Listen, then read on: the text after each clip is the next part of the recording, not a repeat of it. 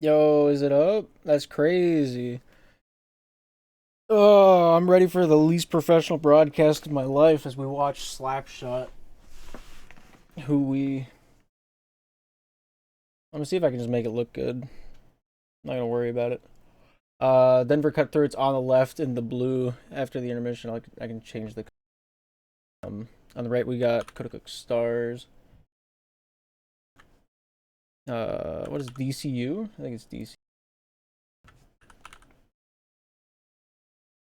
Series detail best of three. This is the Challenger Finals. Did not know this was happening today, or else I'd have been more prepared. But here we are.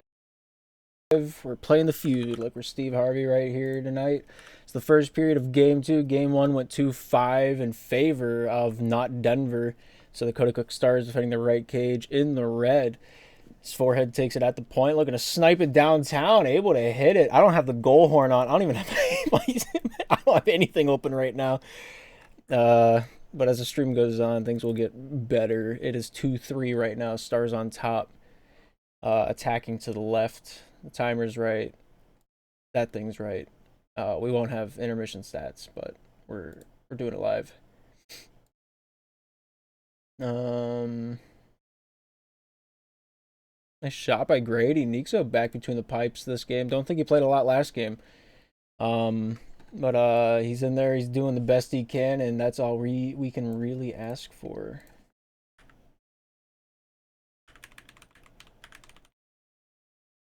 But series score should be correct. If it's not, we'll figure it out later. Tony cracking a cold one downtown. Good try on the shot. That's the end of period one. No clue what the shots are. That's loud.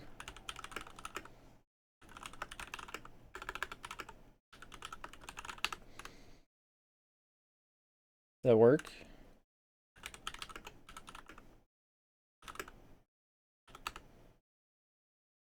Alright, my clubs file is broken, so it's just gonna be blue and red. I wonder if I can fix that on the fly. I don't know if Herb has the capacity for that. We're gonna find out though. We're back in it for the second. Score is right on the board. Shot totals is not. We can fix that. 4, 6. That's 8.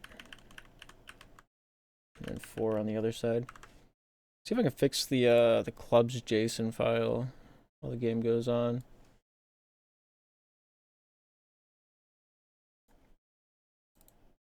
Only the best. I don't even know where I put the file. I hope I backed this up. Oh, that's just the default. That's not good.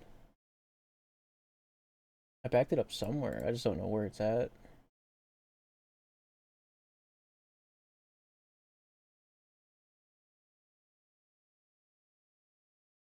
They stopped by forehead.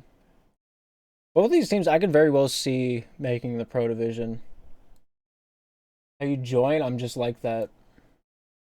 Bangled, nice shot, just went wide. Forehead throws it to the danger zone. Not able to find anybody connecting with it. Schmeggy, just trying the dash, just goes wide. Bangled ripping a good one straight down the slot though. Nixo defends it perfectly into the corner. Grady Bangled shooting. Softball, wet noodle shot there. Man's got rigatoni and it's just been sitting in the water for 3 minutes. Forehead looking to start the breakout. Top side, handles it over to Grady. Good tic tac. Bangled in trouble. The double pressure pushing him back downtown. Not the 2v2. I mean 2v2. Whatever. I'm not updating the title. It's too much work.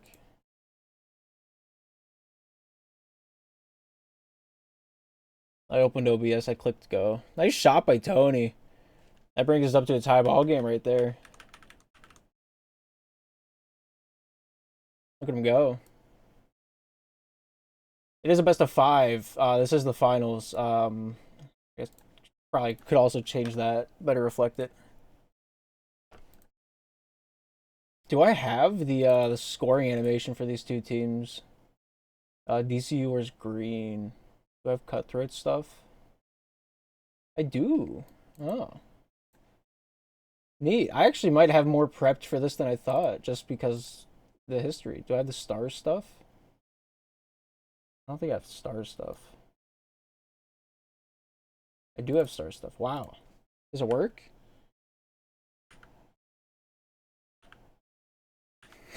Neat. That's pretty neat. Wow. Only if I can get the JSON file to work.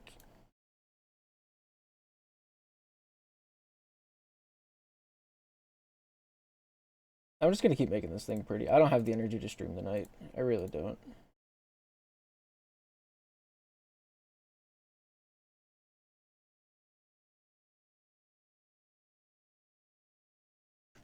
The Stars playing pretty conservative right now. I mean, they have the series lead. They need to win two more. Nice shot from the back end. Cutthroat's going up 4-3 here in the second period. Tony, one of the more dangerous hands they had. A little toxic in chat, but he's pretty good at slap shot. Just under 2 minutes remain. Jamming on.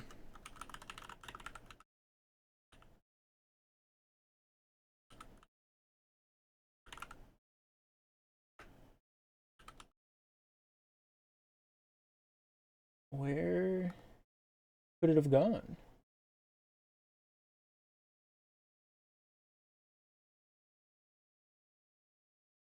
Nice shot by Grady, making it 4-4.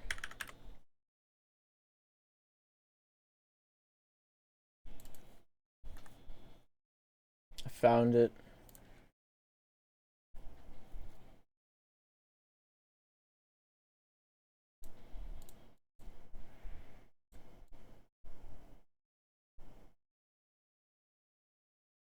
Can I do it now?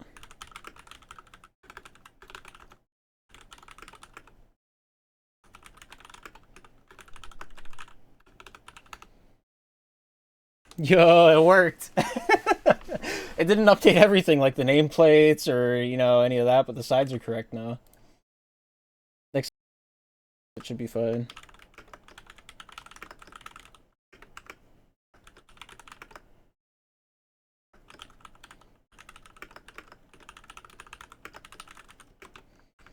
Yeah, that's fine now. Nice shot. Butte. Nice one-timer. Nixo had no chance at that. 5-4. Trailing towards the final minute of the second here in game two. And next period, we should be fine. Do I have intermission stats?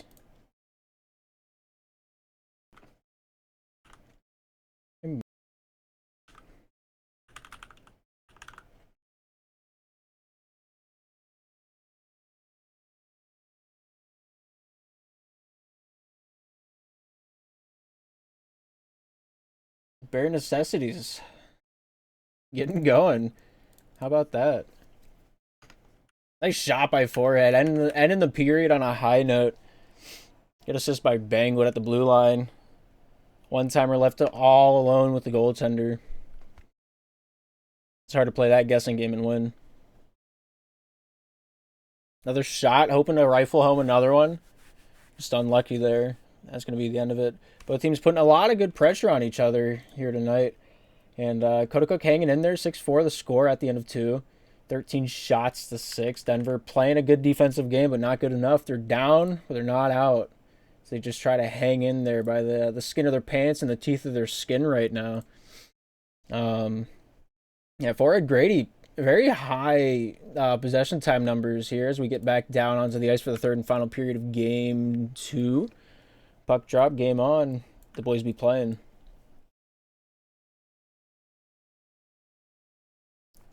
Kotikuk's looked more confident, I think, in this game than their opposition here tonight. Their passing game is more solid. Their spacing without outside of the puck movement is they're staying open. They're keeping the lanes open, and Denver playing a very tight defensive game, really letting them just kind of waltz around and do what they wish. Grady with a hat trick, cementing that statement. 24 seconds into the third period of action. Yo, what's up, Art? Hope you're having a great day. Hope things are going well in OSL. Angle not able to chip that one in. I'm surprised how fast I was able to set up a makeshift stream for this. It took what, a period? And now we have like all the graphics. Bangle, it's sniping home another one. Put his team up by 4. Not even a minute into the third, they already found 2. Great battle with the stick. Found himself a little bit of separation. That's all he needed.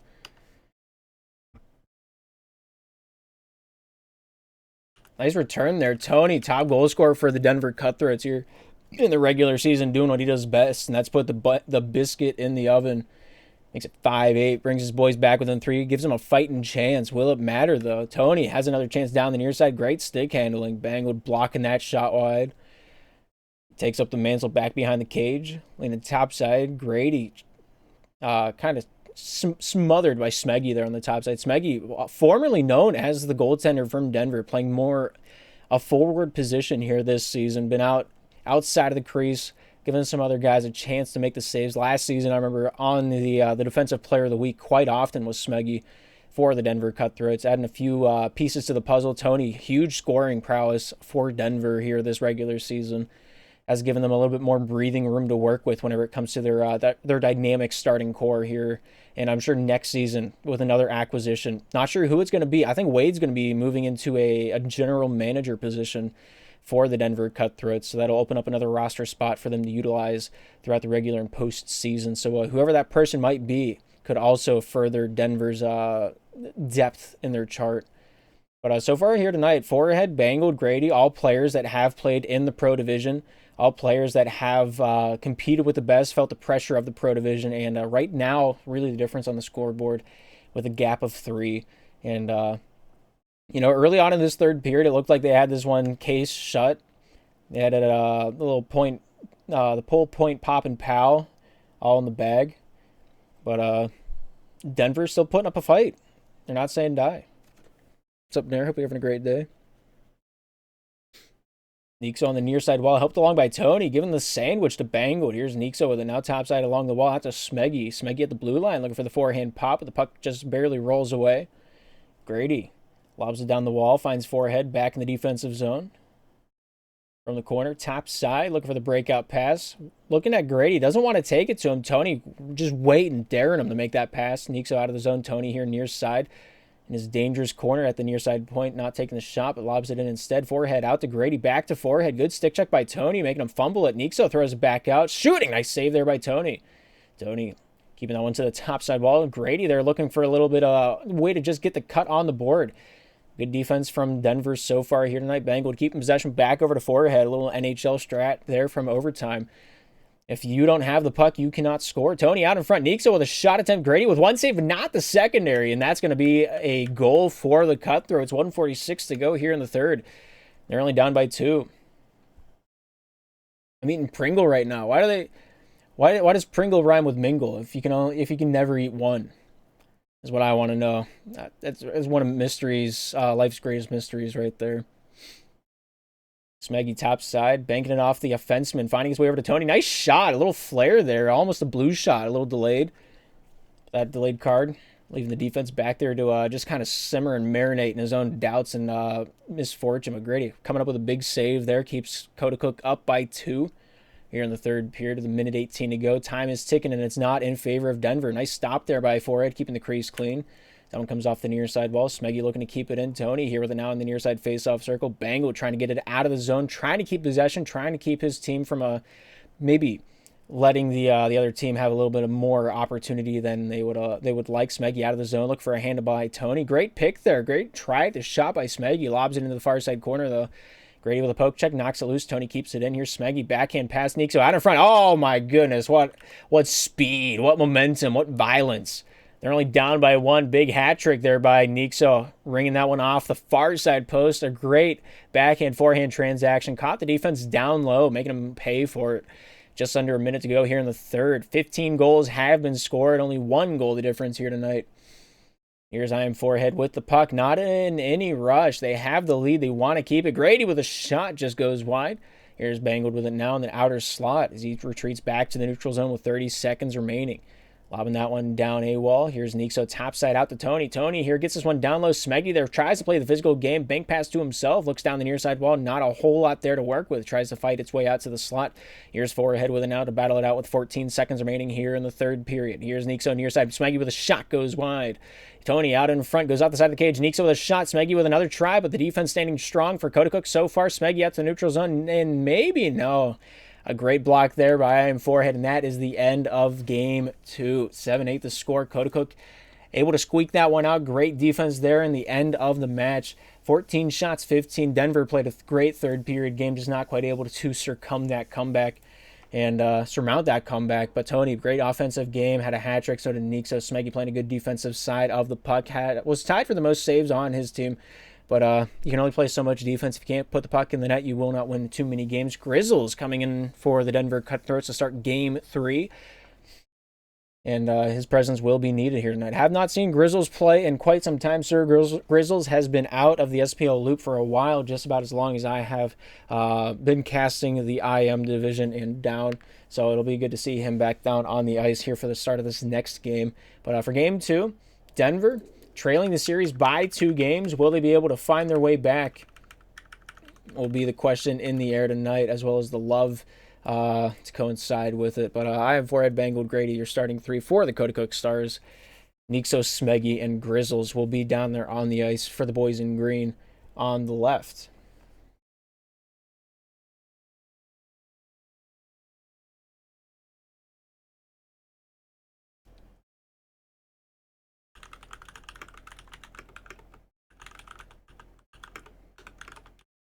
As soon as they're ready. Tony's sitting on the bench. Very interesting decision made by the Denver coaching staff. Let's see how it goes.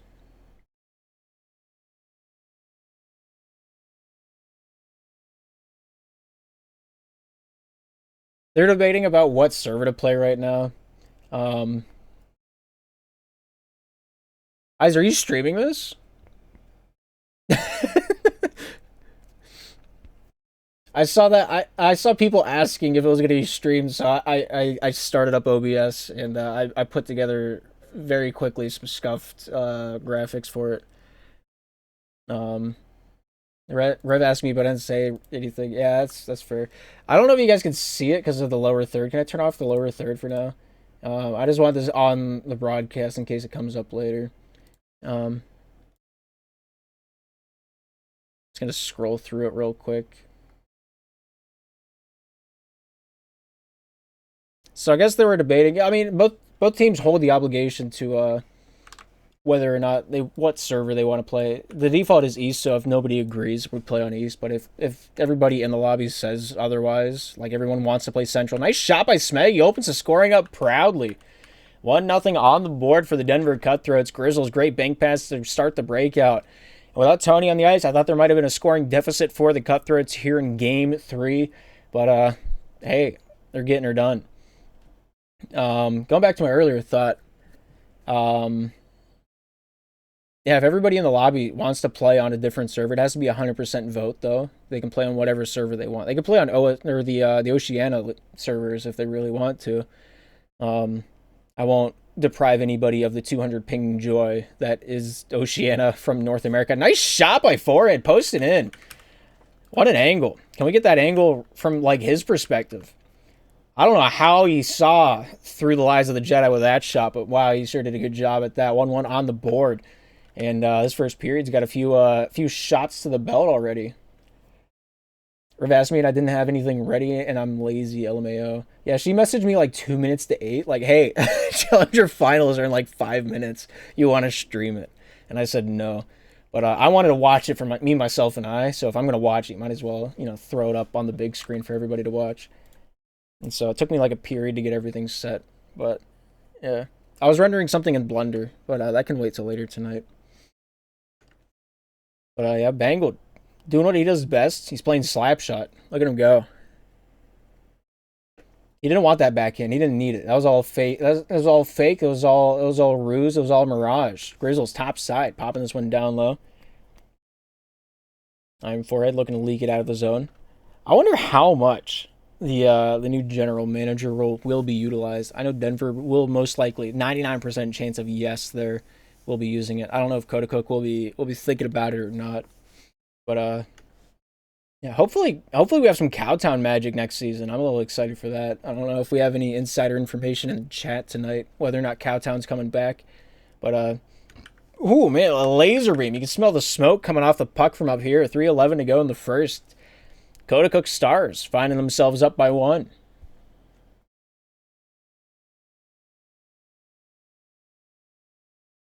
I joined their VC like 5 minutes before, and I was surprised nobody was streaming it. Yeah, I just didn't know about it. I have not checked the website. Signups go out tomorrow for season 12, so that's been my entire last 2 days of my life was just working on spreadsheet stuff for that.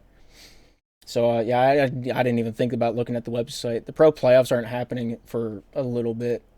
Um, the only insider information I have of the pro playoffs is the Pittsburgh Vipers.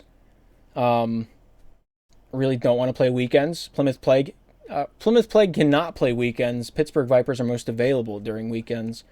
So this week wasn't working out for them. They're going to try next week, but season 12 does start February 4th. So if there is not a champion for season 11, so be it. That's up to the players. But Knoxville Kitten's been done with their round for like 2 weeks now. So it's a decision for later. Grady here with the puck for Koda. Nice cut across pass over to forehead. Gonna not like his options there against Smeggy in the neutral zone. Grizzles Grady battling it out down low in the Stars territory. Sends his one near side wall out to the point. Nixo here with a forehand pass, finding his way back to Smeggy in the neutral zone. Going to cut his way near side down the slot. Finds his way to Nixo. Looks for the centering pass. Great stop there by forehead, keeping the crease clean. Top side from the corner. Nixo at the end wall. Grizzles sends it corner to corner. Near side, Smeggy. They're quick to it. Off the side of the cage. Nixo almost had a great stick check there by Bangled, keeping that one from ever getting released. Smeggy. Backhand pass down the wall. It finds his way off forehead. Near side, one-on-one here with Grizzles. Here's Grady. Grady trying to get this one off the wall towards the cage. Not a whole lot of luck there against Smeggy. Forehead topside just too far leading on Bangled on that pass. Would have left him all alone in a prime scoring opportunity. Great foresight there with 1 minute 13 remaining here in the first. It's still 2-1 for Koda. Here's forehead down low over to Grady. Nixo tries to get it out of the zone. Forehead keeps it in. Grady whips that one down the near side wall out to the neutral zone. Comes out to Bangled. Bangled here with 60. Near side goes off Grady over to forehead. Forehead not able to get the puck to jive with him. It was on the side. Not able to find the blade of the stick for the life of him. Smeggy there with a shot attempt. It goes off forehead into the corner. Bangled there awarded that save. Gets it out of the zone to the neutral. Here's Grizzles. Top side trying to get this one downtown Charlie Brown. But Bangled has otherwise to say. Top side off the wall. Grady just leading forehead a little too far gone. Backhand, corner to corner. Top side hoping for a handle by Grady. But Grizzles gets this one back to Nixo. Back to Grizzles. Grizzles with 27 to go here in the first. Forehead. Off the backhand, looking for the shot attempt. Had the deflection with Grady. I believe wholeheartedly if that puck got to him, it was going into the back of the net with a catch on the pass. But 13 seconds remaining, a puck dumped down by Denver. Staying alive right now. They're down by 1. Easily comebackable here as we go in towards the tail end of Game 3. It is a best-of-5 winner. Gets automatically put into the Pro Division out of tonight's game. Great save by Smeggy to end the period. And so far, they're standing tall. They're standing strong here in Denver. Only down by 1. Easily comebackable. But I have been forced to eat my words on that account. Time and time again, so we'll see if it happens again here tonight. Lone goal from Denver by Smeggy, and of course sharing the workload for the offense, forehead Grady both with the goal, and a save coming off the hands of Bangled. Does the GM get the same rewards as a player? If a team won the chip, does the GM also get the pucks entitled? They do. It also depends on their tenure with the team. Like if they just joined them for a week, and that's as long as they were GM, I don't think it's warranted. So it's going to be a figured out stage. But if they're GM the whole season, I don't see why not. They put in the work. They should get the benefits of the team. About the Ted Lasso next season. I'm glad you know who Ted Lasso is. I saw your profile picture earlier, and that show's amazing. Nice shot. Better save by Tony. Glad Tony's back out there. Not the best person off the ice, but on the ice he's pretty talented. And Denver Cutthroat's going to need all of him here in this game if they're going to bring this series back. Bangle top side, finding his way off Grady near side, forehead with it now. Looking to get this one through the defense. Great shot, better block there by Nixo, the long-time Kansas City sniper. And by long time, I mean he played Season 1 for them, and I think about that a lot. Nixo out in the neutral zone, near side over to Smeggy. Smeggy with a forehand shot, goes into the corner. Tony here to pick up the loose pieces and cycle it out to the neutral zone. Here's Nixo with it now down the far side, straight over to Tony. Tony here fumbles it, but gets it back. No, Bangle takes it away. Here's Forehead. Back at the trapezoid, or at least where the trapezoid would be. Topside pass goes off Bangle's stick, and it kind of like, it does the thing where it just decides to not be on the stick anymore. I don't know what that is. He didn't move his stick. I saw a muscle twitch there, and he got called for a false start like he's Jason Kelsey. If you watched a few Eagles games, you know what I'm talking about. And if you haven't watched the Eagles this season, you have no idea what I'm talking about. But that man gets called for offsides more times than he should. Nice stop there by Tony. Great save, keeping that one to the top side wall as he exits the zone. A forehand pass near side over to Nixo. Nixo back in. Oh, what a shot attempt. Had Forehead beat like a rented mule, but Bangled. Able to get that block, keep his team up by one. Grady to Bangled. Bangled out the other way. Nice shot, better block there right at the blue line. Nixo gets it out of the zone. No, Tony has to fight against Forehead on the near side wall. Forehead going to win the battle towards the puck. Near side out to the point. Here's Bangled with it now. Not able to get the puck to leak off the wall. Seeks refuge back in his own defensive end. Gets a step on Nixo. Nixo, a little Beyblade action. Gets a piece of him in the process. Here's Forehead. Near side shot made. Nice save by Smeggy. Cook Stars putting on the works here on the offensive side of the puck. 2 minutes here into the second period. No goals scored so far, but a plethora of chances coming out for the Cook Stars. Here's Bangled off the near side, gets past one, shooting, hits the post, and it goes in. 3-1, now the score. Cook Stars finding a way to just surmount just immense amounts of pressure. And if you keep the crock pot cooking, eventually food will come out of it. Sure. Here's Nixo off the backside of the enemy cage, looking for a handle by Tony. Tony had a chance to get an immediate pass to Nixo, but the wall didn't want that to happen. Here's Grady with a leading pass over to Bangled. Bangled keeps possession for the Cook Stars. He looks towards the near side for an opportunity, finds his way out to the neutral zone, finds the Denver Cutthroat's very own Nixo. Topside Smeggy towards the near side wall. Almost found Tony in stride. Would have been a short shot goal if he got it through, and found a connection. I don't know how Forehead is simply just faster than Smeggy there, but it be like that sometimes. Here's Bangle, topside, back to the neutral zone. Here's Grady to Forehead. Forehead, top side.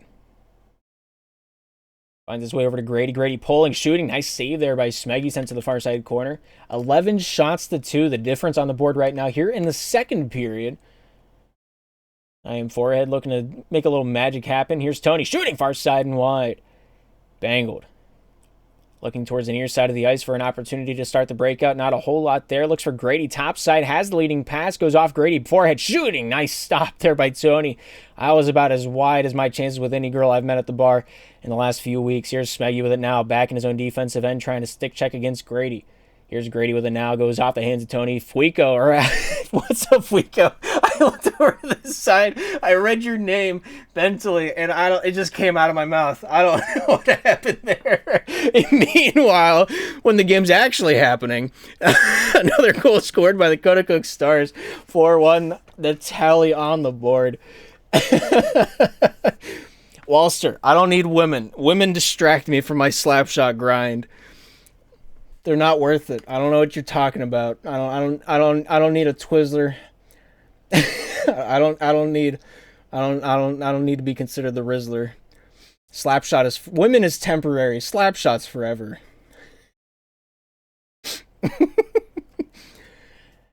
Another big save there from Denver's side of the ice. And Grady just finds a nice wraparound there. Popping that one home. Picked his pocket. Made away like a thief in the night. Nixo just sitting back behind the pipes wondering one question alone, and that's what happened. Bangle taking it out.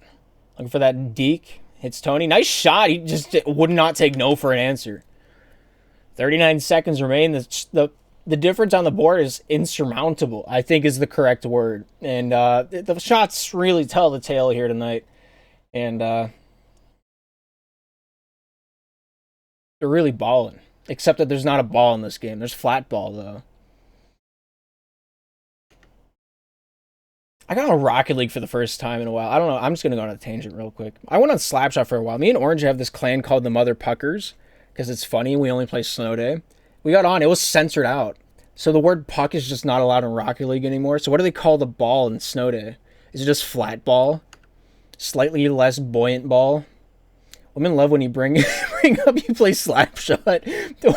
I don't even play Slapshot. I just do this. This is my entire enticement with this game. Is on the back end. So do you think if I show them my spreadsheets, they'll be like, "Wow, this guy fucks." Because if that's the case, I might have a chance. That's why women don't love you. Get better. Okay.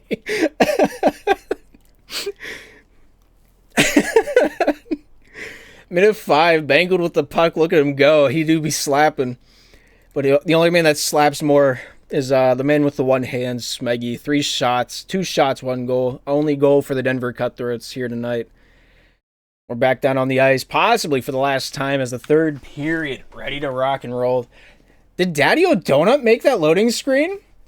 I didn't know he was still around and doing stuff. That's crazy. That render was dope. I used to play for that team. There's Bangled going off Tony. Nixo with a shot, and we might have a fragment, a thought, an idea. I'm not going to say the word because then it won't happen, but you know what I'm talking about. Golazo. Is that like the bean? When did we stop calling them beans and we started calling them slapatars? Nice save there by Smeggy. Good try there by Tony. Because I liked calling them beans a lot more. Slapatar's too long. Was Child always best of 5? No, this is the first season we're doing that. Nice shot by I Am Forehead. Putting his team back up. Getting that goal difference back to 5 the way God intended. If you are a Kodacook fan. That's a racial slur. I don't even remember what I said.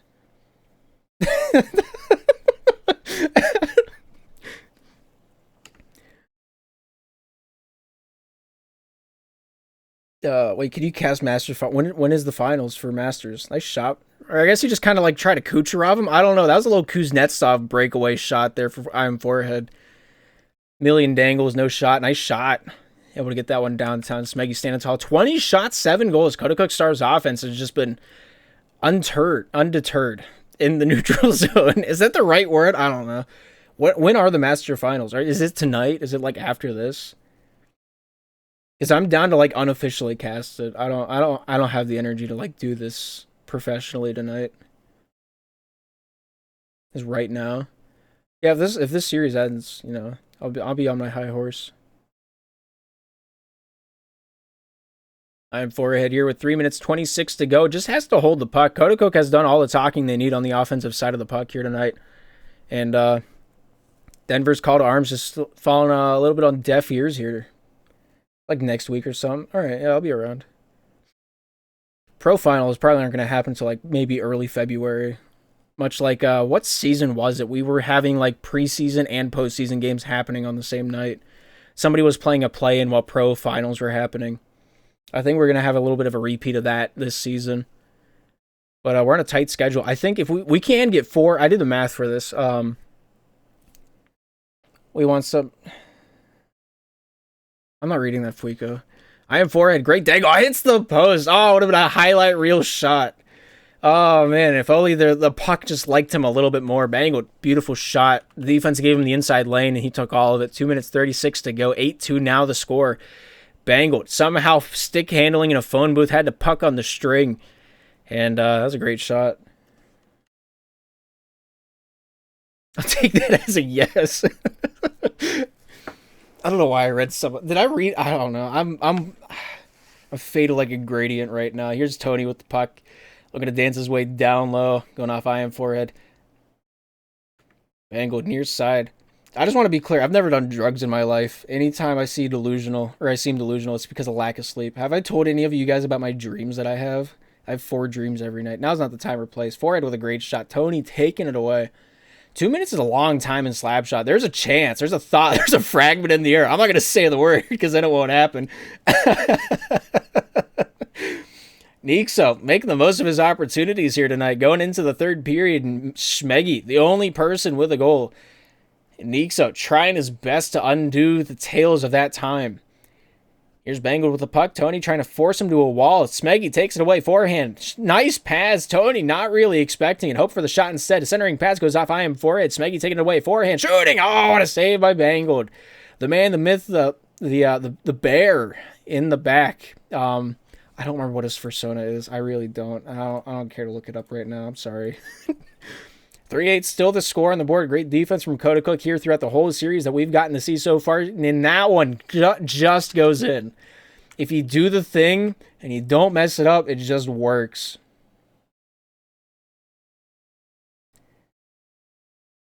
We got Troy Aikman on the mic tonight. I don't know what that means. I'm going to be honest with you, Papa Nut. I have no idea off the top of my head who Troy Aikman is. Smeggy. Kind of playing with his food near side. Looking for Nixo with it now. Good pass off Tony. Top side. Smeggy pulling, shooting. Nice stop there with a block by Bangled. Here's I'm forehead with the puck. Top side over to Bangled. Bangled 60 seconds ago sniffed out there by Tony. Here's I'm forehead back at his own goal line. Hounded by Smeggy. Denver knows they need a few goals. They want to play for pride right now. They're down by 6. You know, this series really hasn't gone the way that the boys from Denver were hoping. But, you know, you pick it up. It's a learning experience. You're playing against 3 former pro players, as 3 players that haven't touched pro before. And they're dealing with the pressure pretty well here tonight.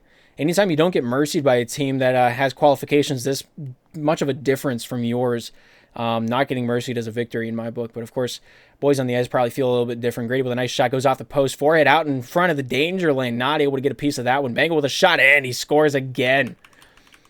Makes it 10-3. Color commentator for the Super Bowl every year for like the past 15 years. That's Ackerman? Or that's Troy?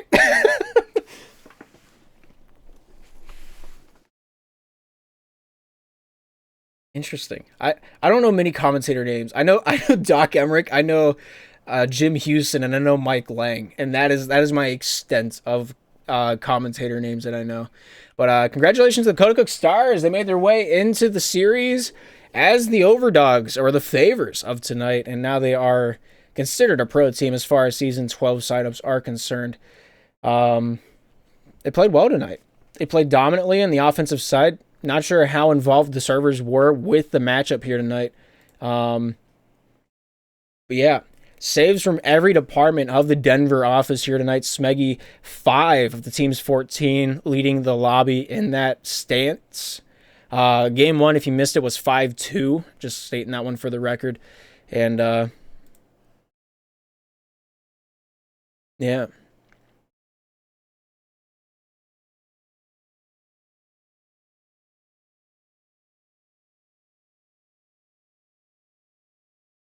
Nixo says, I hope pro play-ins is not next week so I can have good ping. So maybe the ping did have a little bit of effect here tonight. Servers moving, the main servers moving to New York. Really kind of throwing a wrench into everybody's postseason woes. But Pro Division getting pushed back a week kind of gives them the ability to get accustomed to it before they get down to the pinnacle of Season 11 Slapshot Premier League. But, dude, I've had some weird dreams. Oh, man. I've had some really strange ones. Does this scene work even though I don't have, like, anything set up? Is it fine? I think it's fine. I don't know. Why is it so laggy on this screen? My preview is just not happy at all. Yeah, it's weird. On the stream it's fine, but like this screen for some reason on my computer, it's just not having it. I don't know if it's like a RAM thing. I don't know if it's like a disk drive thing. It might just be that I have Slapshot on the main menu. I don't know. We're gonna find out. But yeah, I've had some really strange dreams. Most of them will have like a celebrity cameo in it. I know Rev might be able to attest to that because I've heard a few tales of her dreams. It's just weird. There's a lot of people that have dreams that are like, yeah, this has meaning behind it. Mine don't. for lack of a better term, they just don't. I'm trying to find my footnotes for this one. I had a dream where I call it's my Jack. It is my like the Jack Black dream. I'm trying to find my footnotes for it so I can remember it better. This happened like a few weeks ago now. But every night I'll sleep for like an hour, have a dream, wake up, go back to sleep, have another dream, wake up an hour later. Thanks for the stream, Darth. No problem, Bangled. Super Bowl picks.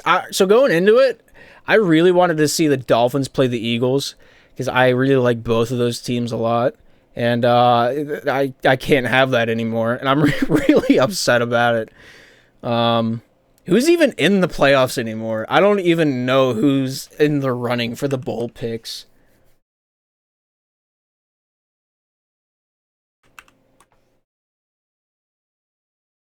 If you see yourself in the dream, wait, hang on. I gotta scroll back up to G's comment. If you see yourself in, why is it? It's just scrolling down. I'm sorry, G. I can't read that. I'm sure Jazz about the Stars winning. Uh, Ravens 49ers probably. I'd see that. Yeah, I have not seen the Ravens play. I don't know why, but the Ravens when they play the Steelers, they're just not as good as they are against other teams. I don't know what it is. I don't know if it's a rush, just the ability for us to rush. Our defense in the secondary sucks awfully, but like our rushing line makes up for it. Central servers were so buggy. You guys are playing on Central that? I don't have like a preference because I live like an hour north of Pittsburgh, so my ping on Central and my ping on East is the same. It's 28. But like the servers moved to New York, so now my East ping's like 23, as I think is what it was. Eagles sold hard. They really did. I don't know what happened there. There had to have been money involved. I don't believe it for a second. They had the same ping on both, but they were just so buggy. Yeah, I don't know what's happening. Like they did a lot of like back end optimization with the last I don't know how much I'm allowed to talk about. They did a lot of back end optimization with the database and everything, and I kind of hoping that was going to fix some of the spikes, but they were just they were wild. I don't know. There's a dead node I think in Morgantown, Pennsylvania that I keep hitting, and it's awful. I was rooting for the Dolphins. I love the Dolphins. The Dolphins this season were so much fun to watch. They had great plot lines. They had a great story. I really vibe with them. Yeah, it's unfortunate. Everybody in football is saying at least we have next season. There's only so many times you can say that. I think Jason Kelsey retires. The man's been going through it for a while. Really just let me down. That is unfortunate. The other reminder that the Seahawks could have ran the ball. Man, I've watched CJ though. True. Jason Kelsey did retire. All right, I wasn't sure if that was confirmed yet or not, but I had my suspicions about that.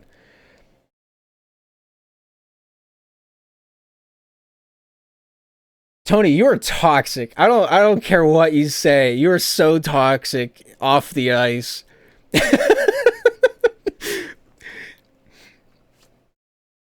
You're good at the game, but like I don't know if I want to hang out with you in a VC. I don't know how else to say it. I'm reformed.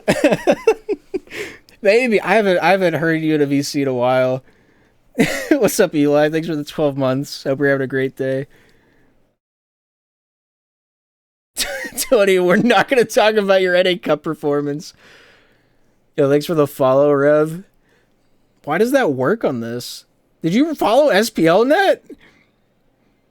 That's supposed to only work for SPL Net. Wild.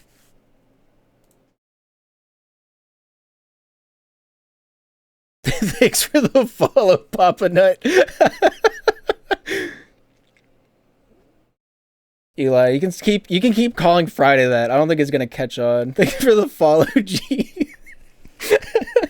Are you following this channel or are you following SPL Net? Thanks for the follow, Tony. I don't. Those messages will be in my police case.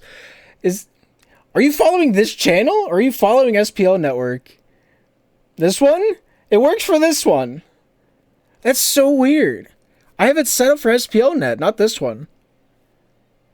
That's so strange. Man. I need more like intermission music. What is this one? Yeah, I'm not about that one. All right. Well, since you guys are all here, sign-ups go out tomorrow for season 12. If you want to sign up early, you can. Preseason will start the first full week of February. We are running the Valentine's Day Cup on the 11th, so that's the day before regular season starts. Announced here first. Congratulations, you guys heard it. Um, the coach's corner theme.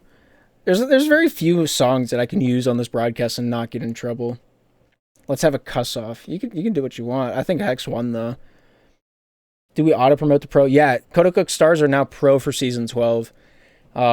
We do have. It's really strange. Do I have the graphic that I can just pull up right now? So out of the pro division, we had 3 teams disband last season. The New Jersey Noobs, the Columbus Clappers, and the Washington Wolverines do not hold their pro playoffs or their pro division spot from last season. So Cook Stars are now the 8th pro team on this list, outside of the 6 that made playoffs and the Bermuda Sea Devils. If they come back, they also have their pro spot. Outside of this picture, we have 2 more spots that we need to fill. So Denver Cutthroats making pros still on the table. So wait, Rev, are you going to GM next season for Cook? Is that your plan?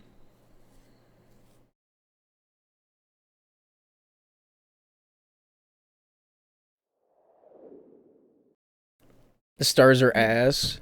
They're not as bad as. So we have like this weird disparity in SPL. Like if you look at this division and the Pro division, very similar. Where there's like 3 really good teams, and then it drops off a bit to like the 4th, 5th, and 6th place teams. They're pretty close together. Even Hot Springs, 7 and 11, tied with Cook Kingpins. Might GM on the side. All right, Rev. You can't GM, and you if you're a GM, that is your position. That is your only position in SPL. So you have to. Yeah, that's it. So people don't like abuse it, and because being a GM is a lot of work. So we want people to focus. If they want a GM role, they have to focus on being the GM and managing the team. Because we don't want somebody GMing and then, playing for a team that's in the same division, because then it's a conflict of interest. Yeah, like the Challenger division and the Pro division both have like the same issue where there's 3 elite teams from the division, and then it's just kind of like there's the 4 teams that follow them. They're kind of the playoff makers. They make playoffs, but they're not going to win a cup. I'm sorry to say that. It's just the reality. I'm calling it like it is tonight. And then there's the 3 teams that are like barely surviving. Like Snail's team, the Sea Devils, and then the 3 that disbanded. Waiting to see if Dave stays or not. I don't know. Dave's been a toss up. I don't know what Dave's doing. Because I was talking around a little bit to like see what teams might be forming next season, because I do this every offseason just so I know what to like prepare for SPO. To continue my thoughts, sorry, there's like 3 elite teams and there's 4 teams that will make playoffs, but they're not going to like win the Challenger playoffs, like the Boston Barrage, Cook, Hot Springs. Probably not going to win the Challenger playoffs, but they can make playoffs. And then below them, we have the 3 teams that are kind of hanging on. Challenger, it's not as bad. Like the Windy City Watchmen, the Hoggers, and the Zinners were all pretty not awful. IM was pretty solid this season. I think this is the most even division that we had, even though Jersey City had a bit of a struggle bus, as they were one of the last minute call ups. But yeah, Eli has been GM for 3 years. He really has. Yeah, I feel like there's a division in between some of these divisions, because I feel like the top of Challenger and bottom of Pro, those 6 teams could very easily be its own division and be fine. So I've been thinking about this isn't like an official thing, but I've been thinking about making the Pro division a 14 team division, like how we used to like run IM and Prospect, where we'd have like 14 teams, and 2 conferences. You play your own conference twice, play your opposing conference once for a total of 19 games in the season. But then we run into the issue of how do we seed it out? How do we make the seeding fair, you know? Because the seeding is what makes or breaks it. Because we can do top 3 of each conference, make playoffs. That's cool. And then like the next 2 wild card spots would also make it. But would be a pain to schedule. I mean, it's still like 3 games a week. You would just have like 1 game, or like 1 week you would have 4 games instead of 3 games a week. So having the 14-team division would be fine schedule-wise. It really wouldn't like hunker down anything. Plus, now you have the ability, if you're a team and you have a player that doesn't play, you could simply just have a GM now. Now you have 5 players that can play. So the scheduling would be a little bit softer as well. Because that's the main reason we haven't changed Pro Division from 10 teams. This is the sweet spot. This is prime SPL.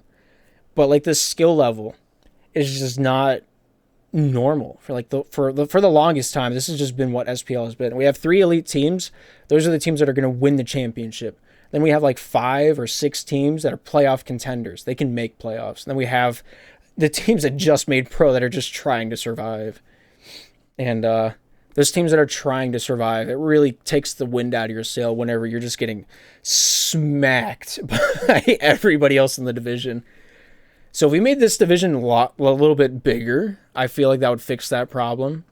But then we would have inadequacies whenever it comes to playoff seeding. I also think that a GM role keeps spreading players out to not play with a small player base. Yeah, it's I mean, we have a decent enough player base. I was doing the math because me and MDub were talking about it. The player base we had for the last 2 seasons is finally back up where we were in season 2 of Rebound. Season 2 of Rebound has been the pinnacle of North American Slapshot, at least by the numbers.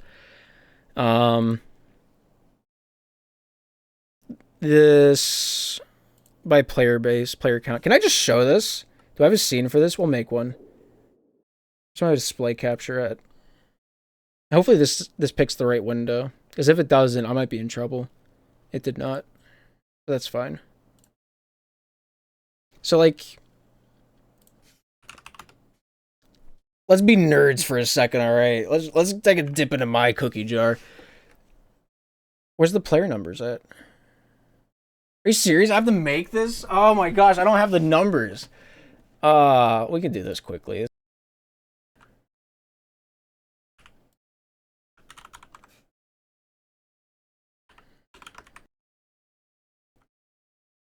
This won't take long.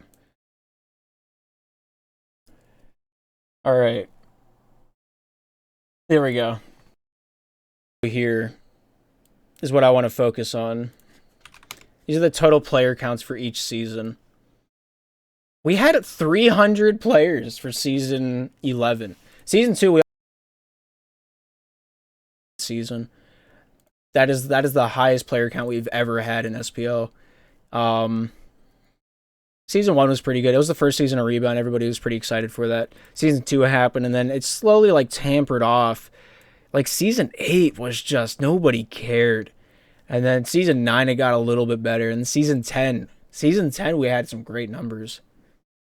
Excel certified. I just do this too much. Rev, don't. Yeah, season 2 was a lot of people's like entry into it.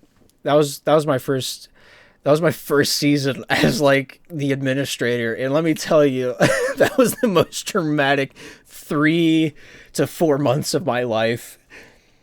Because I had no prior like management of anything experience, and then I got thrown into, hey, you wanna be the manager of the biggest this sport has ever been? And I'm like, yeah, sure, we'll see what happens. But only Blades helps me. When is the advanced stat sheet getting updated? That's a Palfa question. I don't touch that. The only ones that I like actually manage are the North American sheet. I just realized I leaked all my tabs in my well, whatever, it's fine. So I manage These ones, the worldwide, OSL, EUSL, North America. These are the ones that I manage. I also have a milestone tracker for Twitter. You should use Arc Browser. What's Arc Browser? Well, this will tell me like nearing milestones. Like Panarin just hit his 300th pro goal. Yager is one save away from 100. Point wise, Zesh almost 200. I wish Q Silver would come back because that's been at 295 for like 4 seasons now. Yeah, Rambam four saves away from 400. How close is he to like the top of the echelon there?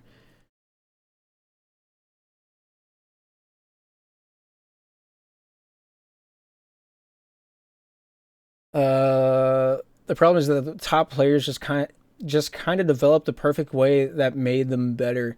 They aren't good enough to playing it to develop them enough for an even pro. Yeah, I was talking to Mace, um, famous Orlando Otter himself, makes a lot of great music. Look up Oh Mace on Spotify. Um, I was talking to Mace this off season about making SPL into like a pro, making pro into the major league and the challenger division into like a minor league system. We could franchise out all the teams.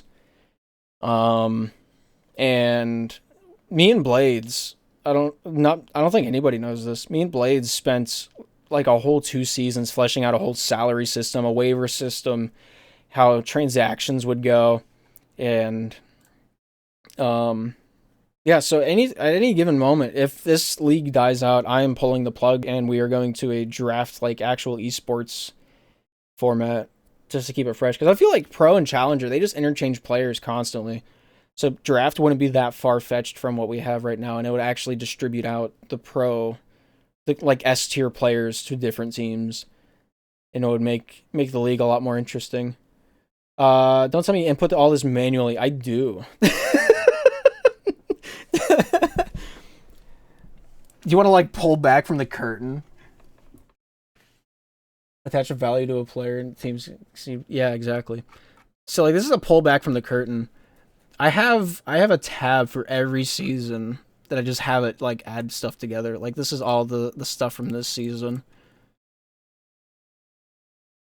The way that stats used to be put into the website for League Republic, I could probably just show it. You guys want to do a log on stream? What day is today? So like to put in stats, you have to go in here and do like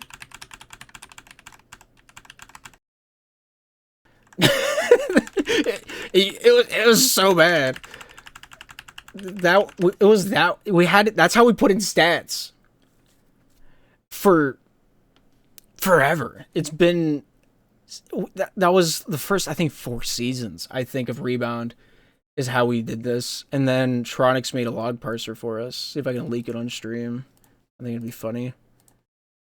Be so quirky and random. I have to make the games because it's the best of 5. Wait, it's not pro. That was finals, wasn't it? That's crazy.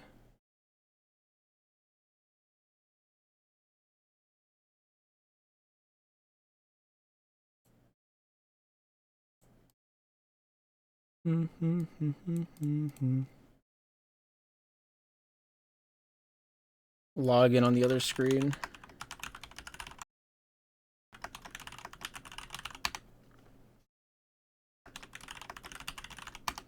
I wonder if this shows any of my personal information. I don't care anymore. So like Tronics, the man, the myth, the legend, just made it so we can drag and drop all 3 period files in there, and then it's just like whoop, there it is. It's pretty crazy, right? And these are game 3 stats. So you just go in here and it just lets you pick from the list of players. He did a really good job with this. Send to home stats, it's all in there. But the way we used to do it was like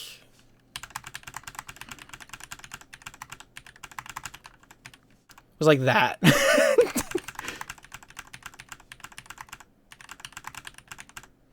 And it's so much nicer the way that it is now. remember me and Skiz used to have races to see who could put in stats the fastest. I'm very out of practice. But that's how we used to put in stats. It's so much nicer now.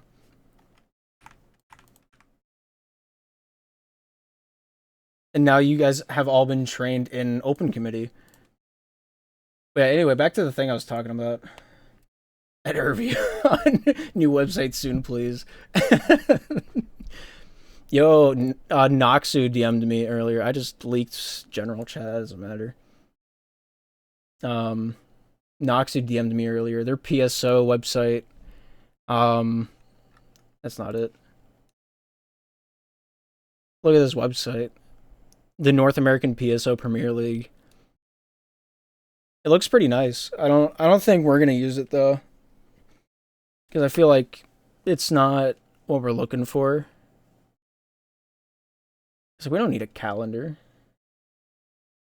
Like, it looks nice, but like I don't think we're gonna use it.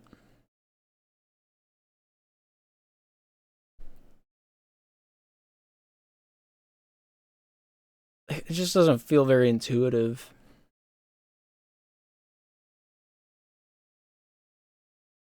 That does not look nice, dog. No, I mean, like, so like the themes for this, because it's a WordPress theme. I recognize it immediately as Theme Boy. Like, some of it's tight. Like, their playoff stuff is really nice.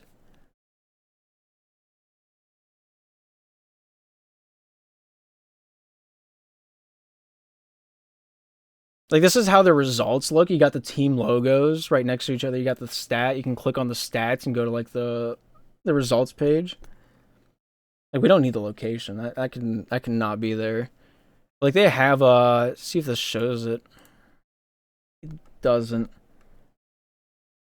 Like, it shows everything you need to know. Goals, assists, you know, shots on goal, etc. I don't know why they have the goaltender just lumped in with the rest of the players. I feel like that's an oversight on their part. But like, nobody else has the goaltender stats for like actual ice hockey, so you know who the goalie is. But you can separate it. It's not that hard. I do like the SPL website. I don't have a whole lot of gripes with it, other than the stuff I've been asking them to fix for like an eternity. There's a new Pugbot coming out. Milk is tying up some loose ends with it. Like, this website does everything we need it to. It has all the history. It's very simple. Like, what do you want to look for? This needs cleaned up. That's one thing. That's the biggest gripe I think I have. Who's Noxu for the blind, the vision? That's a real question. This menu needs tiers. This needs customizability, because you can do a lot with the menu system with League Republic. Let's see if I can find it. But it doesn't let you customize the live results button, which is fine, but the divisions button is just locked forever. It's just always like this. You can't do anything with it. But like, for league info, do I have it in here? Yeah, like, league info is like its own menu item, and then you can go in and configure it, and you can have different tiers to it. That's like league info, and these are all their own like pages. So that's customizable. So why isn't this? Because then we could have Pro Division, you hover over it, it goes Pro Play-In, regular season, postseason. Then we would only need these, like, 6 tabs. You know what the Pro Finals are? I do not. Looking at the calendar, they said that the semifinals between the Vipers and Plague are going to be played this week. So hopefully Pro Finals are, like, the 28th. Because the next season starts on the 4th. That is not a question. That is happening. And then I'm putting out signups tomorrow to give people like enough time to get everything going. Because I'm going to give myself a day to get all the scheduling done. So the signups open on the 20th, go to the 2nd. And then I'll do all of the back end work on the 3rd. And then by the 4th, everything should be out and going.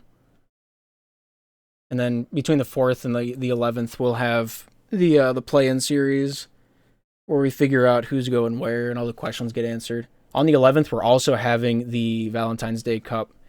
So, because we were debating whether or not to put it on the 18th or the 11th, and the 11th is right between preseason and regular season. So it seemed like the best time to do it. So that's when we're doing it. I think this will be the second year annually that we've done it. So hopefully it'll turn out good. We should force Eli onto an open team. That sounds awful. I would rather suck mayonnaise through a straw into my nose before I see that happen. What was I looking up? I was looking something up. I don't remember what it was, though. But yeah, going back to my original point, this last few seasons have been great.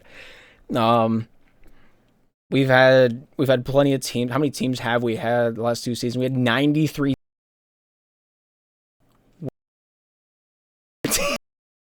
in 10 than we did in season 2. It was by 1, but also don't like look into you're looking up dream charts. Oh yeah, I was talking about dreams at one point, wasn't I? My Jack Black dream. Oh man. Oh that I don't know if I should go into it. This stream's already been longer than it should have been. It's been an hour of me just yapping. Yeah, season 10 we balled out. Spank me. I don't know why I read that.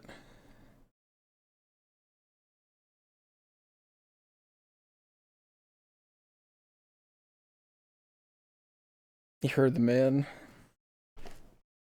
So I'm gonna tell my Jack Black dream, and then I'm gonna go and do something else with my life. So, can I go back to like a screen that's more like appealing for this? This screen is so scuffed. So like, all right, I don't know how to like preface this. So like I walk into the supermarket, right? It's a convenience store. You know, like you go to 7-Eleven, you go inside and it has like 4 aisles of stuff and like drinks and stuff you can buy. I go in there. I don't, now that I'm thinking about this, I don't think I should be telling this story on stream. Whatever, it's fine. And so like I go in and like I'm like I really want chips, so I grab some chips. And like I go up to get a drink because if I'm gonna get chips, I'm gonna need a drink too, right? And like I go up to get a drink and I like walk past these 2 guys on a ladder like fixing a fan. I'm like, all right, whatever, that's cool. So I grab a drink and for some reason in the dreamscape, the glass doors shielding me from my drinks were opaque. I couldn't see through them. And so whenever I had the door open with my right hand, I couldn't see past it. Whenever I closed the door, Jack Black is just standing there. He's like, Darth. He called me Darth in the dream. He's like, Darth, we've been friends for a long time. I guess we've been friends for a long time. He's like, Darth, we've been friends for a long time. I need you to do me a solid. And I'm like, yeah, Jack Black, I got you. We've been friends for a long time. Anything you need, man, just let me know. He's like, dude, the guys that were supposed to open for my band tonight, they canceled on me. Can you cover for them? I'm like, Jack, I got you. We've been friends forever. I got your back, man. You can count on me. And then he's like, all right, thanks, man. He like pats me on the back and he walks away. And I'm like, what am I going to do? I don't have like any abilities. Like if I got on stage at America's Got Talent, I would just stand there frozen. I don't know what to do. And I've been going through, I started walking around the convenience store for like an hour just trying to figure out like, why did Jack Black feel like I was the one to like replace his opening act? What do I have to provide that Tenacious D fans like? I have a 20-minute segment I have to fill up now, or else I let Jack Black down, and I can't let Jack Black, who's gonna let Jack Black down? It's not gonna be me. And so like I'm walking around the store for like an hour. And I like go back to the chip aisle and I'm just staring at everything like, do I do stand-up comedy? I could do funny man. I could do funny man for like 20 minutes. That's not bad. And so like as I'm thinking about this, the 2 guys up this is the part of the dream that I don't know if I should say on the air, but I'm standing next to the 2 guys fixing the fan up on the ladder, and they're talking about the N-word for whatever reason. And they're talking about it for like 2 minutes. And I'm like, this is the perfect conversation to get in on. I am an expert at this specific topic. And so like I start going on this rant about how black do you have to be able to say the N-word? Because there has to be some threshold at some point. Like how like how black do you have to be to say the N-word? Because like I have a cousin and I go on this tangent about this cousin that I definitely do not have. And they start laughing so hard. The guy on top of the ladder, like there's a guy holding the ladder steady, and there's a guy like fixing the fan up on top of it. The guy on top of it almost falls off the ladder. He's laughing so hard that this random kid just came up and started like just joined in on the conversation out of nowhere. And I look to my right, and there's this like 20-year-old woman, like a 9 out of 10. She was hot, and she just looked. Hey, she had the most like disapproving face I've ever seen. She rolled her eyes at me, and it wasn't until that moment that I'm like, I'm funny. I could do this. I could definitely get up on stage and do like comedy. But it wasn't until I saw her disapproval of what I was saying that I'm like, I got this. And so, like, I go up to... I'm still really nervous because I don't know what I'm going to do. I don't, like, have a routine. So I go up to Jack Black in his trailer, like 20, 30 minutes before the show's supposed to start. I'm like, Jack, what do I do? Do you got any, like, tips for me? I've never been on stage before. I've never talked in front of people before. Like, do you have any, like, tips or tricks that I can use? And he's like, dude, just be yourself. You're cool. I'm like, Jack Black just called me cool. And I'm like, Jack, what am I... Do you just want me to do, like, what... I can't stand up on stage for 20 minutes and just waggle my finger back and forth. He's like, yeah, sure you can. They'll love that. He pats me on the back and he shuts the door in my face. And I'm like, what am I supposed to do with that? So I'm like, all right, fine. I'm just going to do my comedy thing.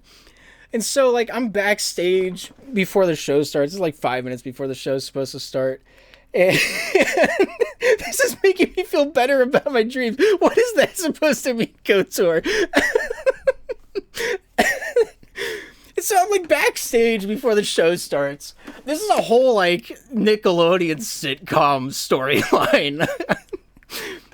Except for like the whole part with the guys on the fan. But like outside of that, so like I'm backstage and I'm supposed to go out. I'm like, all right. I calmed my nerves. I'm like, I just gotta imagine that it's a bunch of Twitch viewers, because Twitch viewers don't have any bar of standard. They're gonna laugh at anything I say. It'll be fine.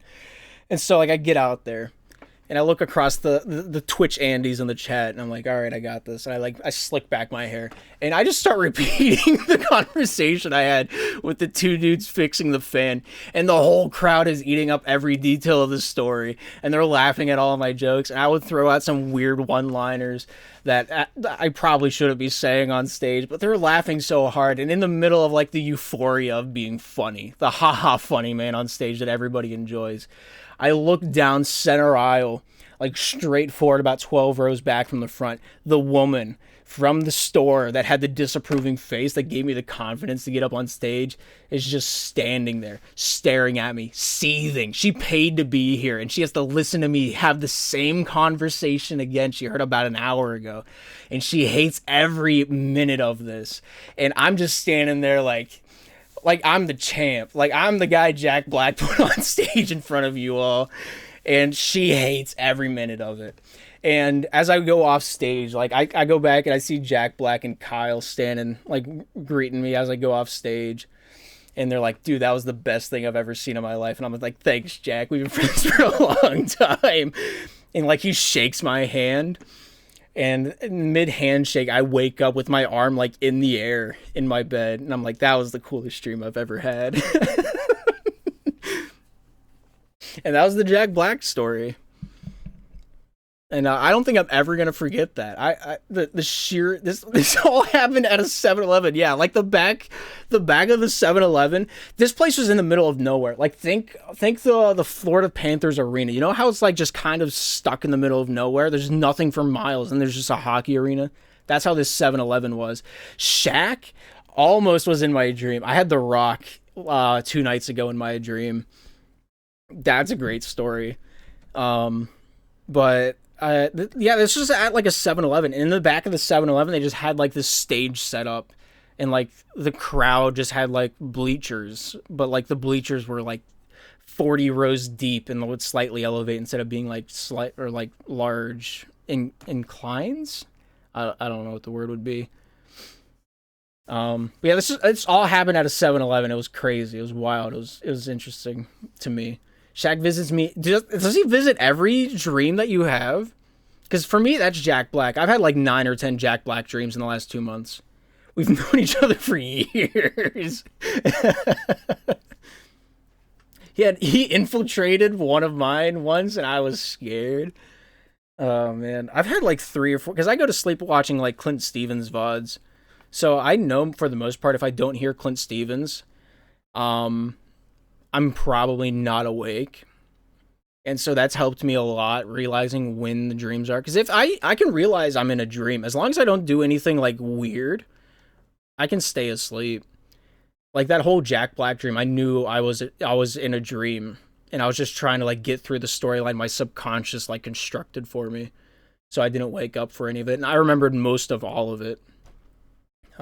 Being said, I can't talk about my dreams. Um, my Dwayne the Rock Johnson dream was very strange. That would physically hurt me. I was at a bar with this guy. We didn't know each other. We never talked to each other. We never even looked at each other while we were sitting next to each other. We were just going shot for shot. I don't even drink. I don't know where this dream like spun from, but it was just drink, bam, drink, bam, drink, bam, and eventually I ran out of money, and I'm like, ah, man, I don't have any more money. And the guy like reaches over with like a $5 bill. He's like, I got you. I've been there before. I know what it feels like. I got this round. I'm like, thanks, man. You rock. And I like look over to like make eye contact as I say that. And this guy looks like he just saw God descend from heaven with a pitchfork. And it's just the most fear I've ever seen in anybody's eyes in my entire life. And he's not staring at me. He's staring like past me, like back behind me, like something's behind me. And I'm like, oh, great. I'm going to turn around and it's going to be some giant menacing thing I'm going to have to fight him. I'm going to have to fight him. And I'm like trying to work myself up in these 5 split seconds that I have before I turn around. And I just I just whip myself around. I'm like, rip it off like a bandit. I whip myself 180 degrees. I look straight forward and I see a belt buckle. And I'm like, oh no. And I like look up slowly and down looking at me, 7 foot tall, 7'3", however tall he is. The Mr. Macho Man himself from Jumanji, Dwayne the Rock Johnson's looking down at me and he's like, what did you just say? And I'm like, it's like, do you know who rocks? And I'm like, I don't know. I really don't. He like grabs me by the shirt collar and picks me up to eye level. And he's like, do you know who rocks? And I'm like, I really don't know, man. I've not, oh, please don't hurt me. He's like, I rock. Do you know who rocks? I don't know. I rock. And like I like he like shakes me a little bit and I wince out of fear. And when I'm done wincing out of fear, I wake up on like the karaoke stage in a seat in front of a table, and across the table from me sits Dwayne the Rock Johnson, menacingly staggering man as he sits down, and he's still 5 foot tall. And I'm like looking around, like this all happens in like 5 seconds. And I'm like looking around the room and I look out to the crowd and there's like everybody from like the counties here, like all 20 people of this small town have gathered to watch what Dwayne the Rock Johnson might do to this poor feeble commentator. And so like he sticks his arm on he sticks his arm on the end of the table. Let's settle this once and for all. Who rocks? And I put my hand on the table reluctantly, like, I don't know, man. I just want to go home. And he's like, who rocks? I don't know, man. I just want to go home. Who rocks? And he like, without missing a beat, he slams his arm into the table so fast, and he's like, I rock! And he throws me off the stage. He wins the arm wrestling match so fast, and he's so strong. He throws me out into the crowd, and I'm falling off this 8-foot tall karaoke stage back first in mid-fall. I wake up to falling out of my bed in IRL real life. And I hit the ground and I like lose all the wind in my lungs, and all I can think of is, did Dwayne Johnson just throw me out of my dream? And that one lingered with me for a while. That one lingered with me for a while. Do the eyebrows? Did it do the eyebrow sound effect? Yeah. I would love that, Bangled. I would love to see someone try to decipher the hidden meanings of my dreams, because it would be amazing. There's a lot of people that have like dreams with like actual meaning. Like KOTOR, he's levitating in a dream last night with 666 written on my back. Some lady wanted me out of her Airbnb. So she cursed me. Like I feel like that has more meaning than my dream. where I just hang out with The Rock and Jack Black. It really wasn't hanging out with The Rock, but he's the people's champ. He really is. Oh man, I remember that so vividly. It's so weird. I don't know why. Whenever you guys dream, does your like your position in which you sleep like affect how you are in the dream? Like if you're laying on your arm, can you move that arm in your dream? Because for me, I can't. Like there's this dream. I just make it a short story. I was trying to stab Slender Man because he was trying to take my top hat, and I was trying to like jab the knife into his stomach, but it would stop like right before, and I'm like, I don't understand why this isn't working. So like I reel back and I push as hard as I can, and I wake up mid stab to myself doing a one arm push up in my bed with the arm I was stabbing with. Because it's just I don't know what it is. Like whenever I'm in a dream, if I'm laying on something or like I can't move something while I'm in my bed, I just can't move that like ligament. It's so weird. It also made me realize that whenever I'm fighting people in my dream, I'm just fighting in real life. I'm shadow boxing in IRL. And that made me realize that I'm never going to be able to get married. You're not dreaming, you are teleporting to an alternate reality. Dude, don't say that. Oh my gosh. I've had that thought before. And I don't I don't know how it makes me feel. Cause I've thought about like if the multiverse is real, what if your dreams are just you in an alternate reality where that is the reality? Because whenever you're in a dream and you bring up something weird, like I'm in a dream, everybody looks at you weird. Have you ever said to like real people in like actual reality, like I'm in a dream? Don't they just do the same thing?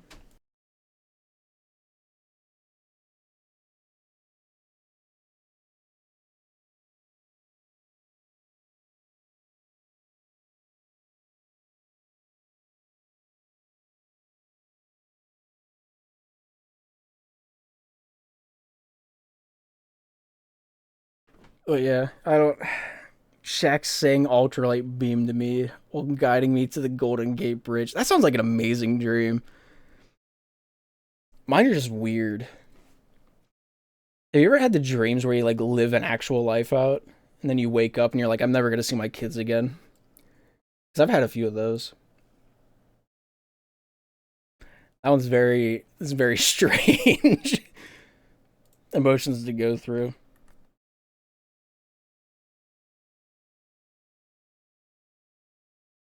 Uh,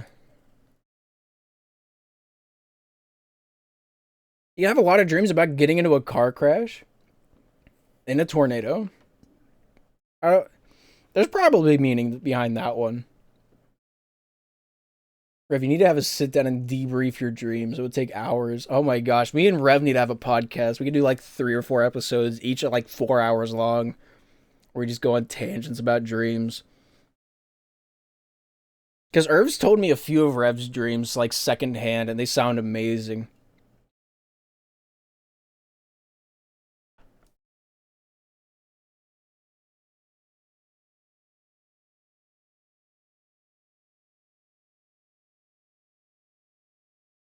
Uh, yeah, I feel like it's a very podcasty thing. Like I could probably take a snippet of that and use that for other purposes, but I don't know. I, the thing that sucks about that is because now that you all have heard those two dreams, you all remember the details I told you. But the next time I tell that dream, I'm not gonna remember the whole thing because it's gonna slowly like deteriorate in my mind, or I'll remember different details about it. Do you know who rocks? That might be the funniest thing my brain's ever come up with, and it wasn't even me that thought of it.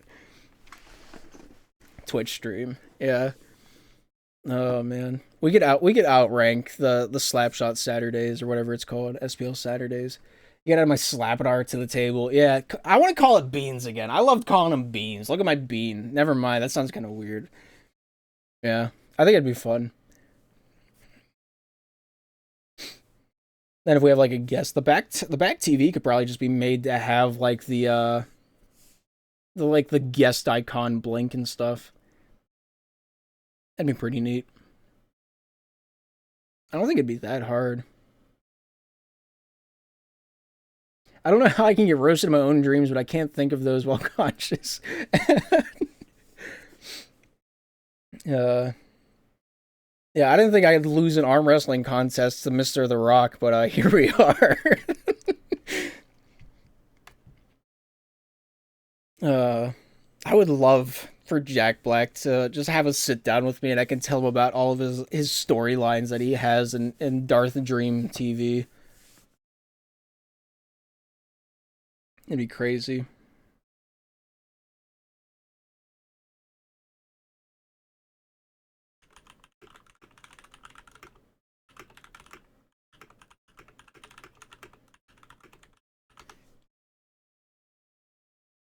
I don't think I've ever won in my dreams. I don't know if I have either. They all end in very strange ways.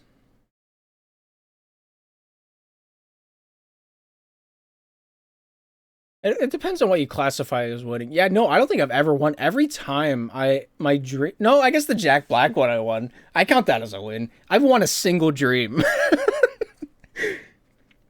Rev writes down her dreams. It's a gem of a document. Now you see, I've started to do that because I'm starting to forget some of my more important dreams. So from now on, I'm just gonna. So the Oddshot Company has a Discord for like their internal uh what is operations. And since I'm the SPL guy, I'm in there, and I'm just using their general chat as my dream journal. So they very easily have a pretty good grasp at my mental stability and how it's not a real thing. Bring back the 2 o'clock talking streams. Those were a lot of fun, but they were also a lot of work. And I'm never awake at 2 o'clock anymore. Had a dream where I was kidnapped and forced to attend Liberty University. Oh my gosh. I had this one dream. Oh man, this really messed me up for a while. My ex was in it. I had this dream where, like, you know how, like, the backrooms lore is you, like, no-clip out of the ground and then you're in the backrooms? I had a dream where I no-clipped through the ground into, like, a mirror dimension. But I didn't know it was a mirror dimension until I was talking about it to Blue Lit Spooky, the 3D artist for Oddshot. Um, it's like, right off the bat, I'm like, all right, this is normal. Like, everything looks fine. And then I noticed that people were left-handed. I'm like, that's a little weird. And then I was going into some town, and instead of like, I was going into a country, I was going to cross like a border, and instead of the border patrol being like policemen and like soldiers, they were like gangsters, and that didn't really make a lot of sense to me. But I'm like, I need to go over there because it's a dream and it told me to, so I have to go over there, and I get stopped by the patrol, and they're like interrogating me. They're like trying to like. At one point, one of them comes up and tries to mug me, and I'm like, this doesn't feel right. And like mid mugging, like they start beating me up, and mid mugging, my ex pulls up and like saves me, and I'm like, that's strange. She's never been nice to me before. and so and so she like takes me in, and like she's like trying to like coach me through like how to survive in this weird dimension. And it's just me and her hanging out, having a great time for like 3 or 4 hours. And then I meet like her like vigilante group, and they're all pretty cool. And I'm just sitting there like, I don't know what to think about this. And it wasn't until like a while that I just realized that it was a dream. And then I woke up and I'm like, it took me like a month of like telling this story over and over again to figure out why my ex was nice to me. And it was because I was in an alternate dimension where everything was reversed and mirrored. So it was the opposite of what actual reality was. And that made it a little bit like easier to like digest. That's a badass Twitch setup. Thank you. I spent a lot of time on it. The game's over. The game's been over for a while. We've just been hanging out talking. A little Q&A session. I had a dream where I was kidding. Yeah, the dream where Harry Potter shot my arm with a spell and it turned into a plant. It was pretty upsetting. I bet. Sounds like a banger movie. I know, right? I really want that made into a movie. Like, the premise is pretty neat. Like, the story could use some work, but like everybody's role was reversed. I think that'd be pretty neat. I feel like it's an anime plot line more than anything, because anime has a lot. That's a very like commonplace. Like, wow, I'm just this regular, ordinary guy, and then I fell into another dimension where now I'm a slime. Whoa! It's so wacky and zany. Come on me with my harem adventure. The X thing is actually very interesting. Yeah, every time I have a dream about my ex, it really messes with me for the next, like, my perception of reality for like the next few weeks. I'm like, should I call her? And then I never do, and I'm like, that was a good call, me. Good on women scare me. I could never. Yeah, I don't have them often. It's just I don't think I've talked to any of my exes for like 6 years. Whatever year 2018 was the last time I talked to one of my exes.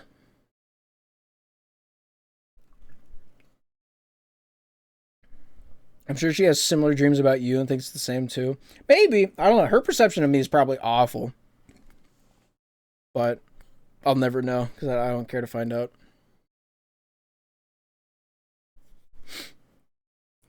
Yeah, it's weird to think because like I finally, after like some of the dreams where I have like a whole lifetime in them, I start to understand like how women get upset at their like boyfriend for being mean to them in a dream because it just feels real. Homeschool Ginger, why you gotta say it like that, Eli? Like I finally understand like how women can be upset at the guy whenever they have a dream because some of those dreams feel really real and some of them just don't. But like I've had dreams where I've worked a job, I've gotten married, I've had kids. This one dream, I'm gonna summarize this as fast as I possibly can. I was walking home from work one day. I saw a woman getting mugged in the alley. I went and I saved her because it's a dream and I can do what I want. I take her to a coffee shop, let her nerves settle. She goes home. She gives me her number. I call her. We go out. We get married. We have 2 kids. I get enlisted to the army. This all happens over the span of what feels like 7 to maybe 8 years. And so I enlist in the army. I go through like boot camp. And on the last day of boot camp, I embarrass like the macho man of the barracks. I don't remember what strength test it was. All I remember is I outdid him, and nobody's ever outdone him before. And so like he walks into the barracks at night and he challenges me to a 1v1.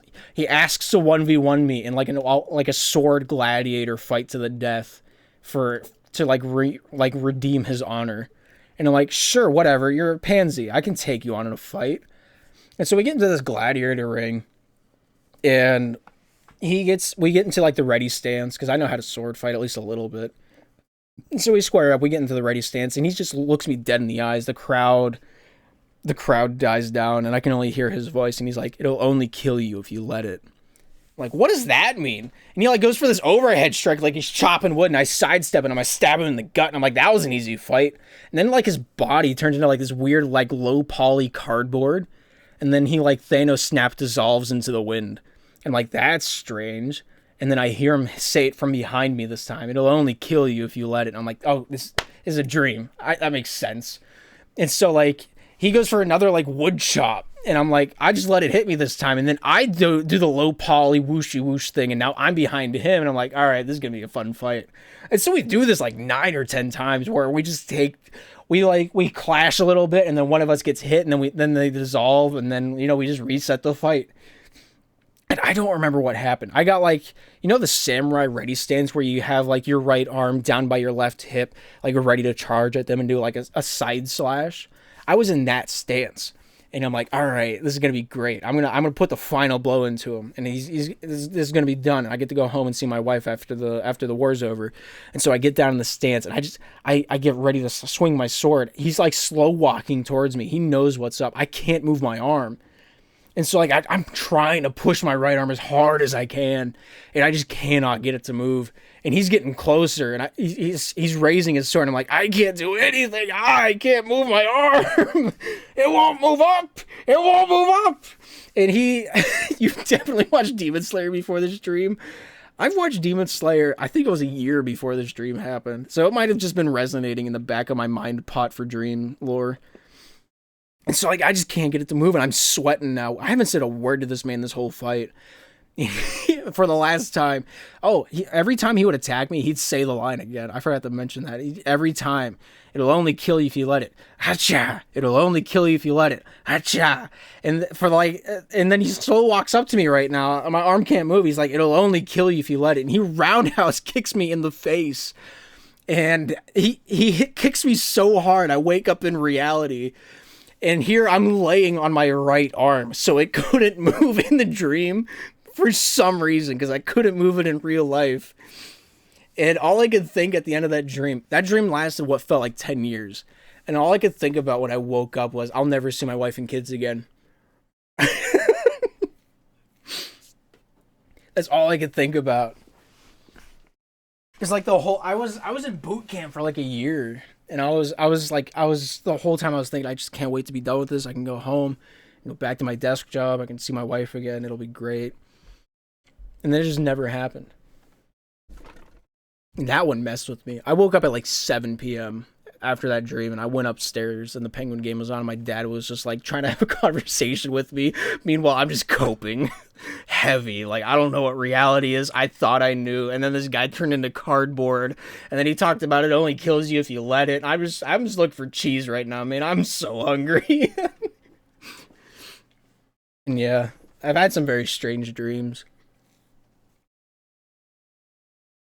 I had one where, one of those dreams that you just sit at the end. Yeah, you just sulk in it. You marinate in what just happened to you.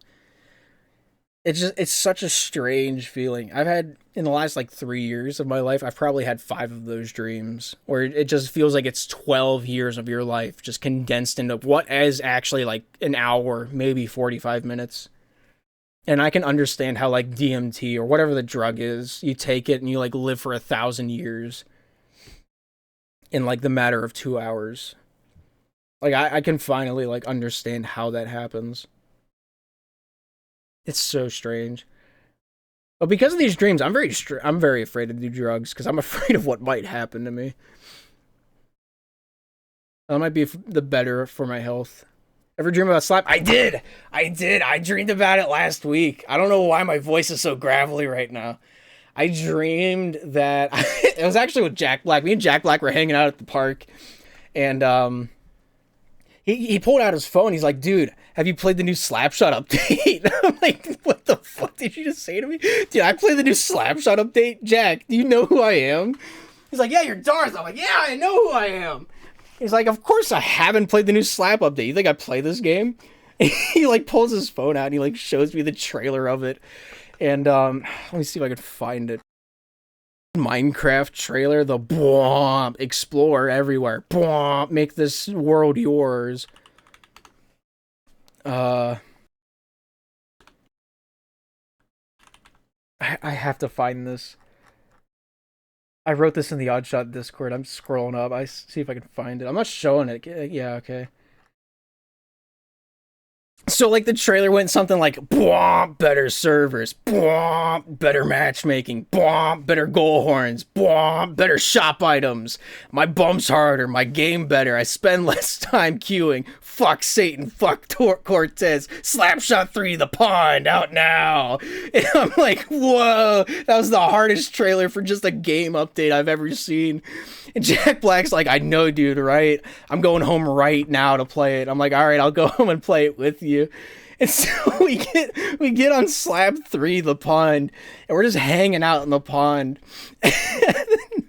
And I have this like vision of like what the pond is in its finished state. There's like an obstacle course. There's like a spot you can practice your dangles. There's like in high school there was this game we used to play in the gym after like people like stopped doing whatever they want. We just had like recreational time. We would go to the center of the basketball court in this circle and we would just wrestle each other and try to push each other out of the circle. We called it Circle of Death. That was in Slapshot. It was like bumper cars. It was amazing. And I DM'd this immediately to the Oddshot Discord. I had like everything mapped out. I drew it in like MS Paint where everything was and how it all worked. Like, can I show this without showing the Oddshot Discord? This was my this was my sketch of the obstacle. So like you'd start here and it would give you like walls to like stick check off of the pogo. There's like three bots that would slide and try to block you, so you had to stick check your way around them. And so you get through all that, then you have another wall you can stick check off of, stick check, stick check. You can like plinko your way around. And here, it gave you a puck that you had to shoot into the goal to release the gate. And then, so like you'd have to like learn your one timer. This would swap with which handness you are. And so you'd go down through the gate, and then that would be the end. And that was the obstacle course. And then they got time, and there's a whole leaderboard for it. And this was all within my like Jack Black Slapshot stream. Shebok has to have that saved. Yeah, that's why I threw it in the Oddshot Discord. I hope they listen to my dream. I would love for that to be the pond. There's so much that I want to be real from that. But like it's just simple stuff like that. Like there was like this little like wooden bench with like water bottles on top of it that you could snipe from afar. The dream hair came from my dream. Oh yeah. Irv was telling me about that because after that he talked about that you used to have dreams about the Slap Museum, and you used to go there for like inspiration for your 3D cosmetics that you used to make. Fuck the Hawks and Bernard. We need a Jack Black collab, dude. I love a Jackal or what does he call himself? A Jabble collab. What's Jablin Jabbles? It's me, Jack. Oh man. How long has this stream gone on for without Slapshot being played? Has it really been an hour 50? Since I hit live. No, I like the Hawks. The Hawks be ballin'. The Slap Museum? Yeah, he told me this story. KOTOR, it's your status on Discord. Shaq, you gotta let me do this. Irv told me the whole rundown for that. Bagel said 50 minutes. Yeah, that sounds about right. I've been going on a tangent for a while. The Slap Museum's been demolished. Yeah, my brain made a whole trailer and a whole update for Slapshot, and Jack Black was the one to tell me about it. You know the thing where like when you're people like one of the tells that you're in a dream is to, like look at a clock or look at your phone, and that's like if you can't understand what you're looking at, you're in a dream. That doesn't work for me. Because, like, I heard that, and the next night I had a dream, and I'm like, oh, I'll just check my phone, and if I can't, like, use my phone, I'm in a dream. And I just spent the next 2 hours of Darth Dream TV just scrolling through TikTok that my brain generated for me. My subconscious made me a For You page. I don't understand how. I don't remember any of the TikToks that I watched in that 2 hour span, but I just remember checking my phone, it being a dream, and being like, I just opened TikTok automatically and I just started scrolling. Brain rotting in a dream. Yeah, it really was. I just don't know. It's such a weird thing to go through. But yeah, I've had a lot of strange dreams. It's not like an eating habit. It's not a caffeine thing. I don't know what like starts the dreams. Maybe it's because of the stuff I like fall asleep listening, because I have really bad tinnitus. I grew up in the country. I shot a lot of guns without hearing protection. I have really bad tinnitus, so I have to listen to something going to bed. Your brain gave up on coming up with something to dream about and defaulted to TikTok. It did. It really did. So I don't know, like, because whenever I'm in a dream and I'm like boxing or something, or I'm fighting, I'm swinging my arms in like actual reality. So I wonder if like my brain like was awake enough to like reach over, grab my phone, and just start scrolling through TikToks and let the audio play into my brain, because that happens sometimes with dreams, like outside audio that your ears actually hear just siphon their way into the actual dream.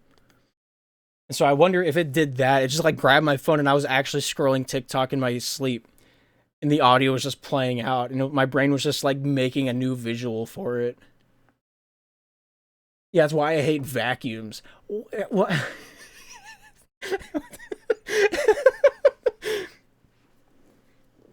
That's why I hate vacuums?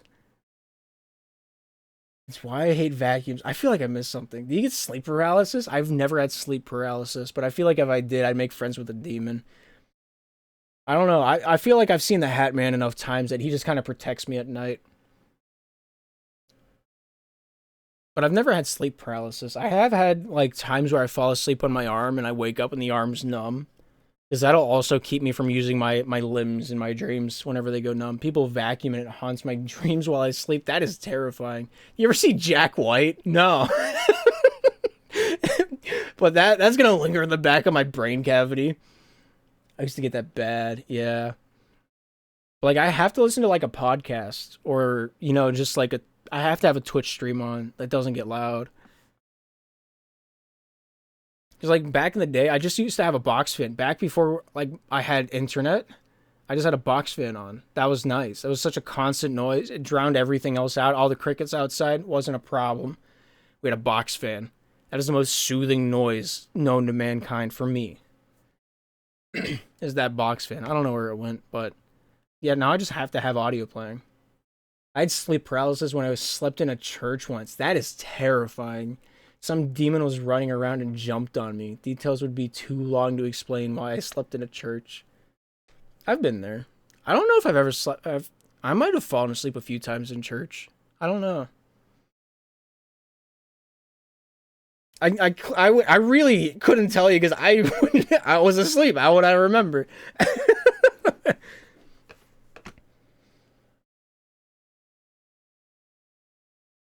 I don't know. I might have. Like reconverted into a house kind of church. Oh, that kind of okay, yeah, yeah. Yeah, like the Phasmophobia church. Not like that big of a building, but like that room has its own building. I feel you.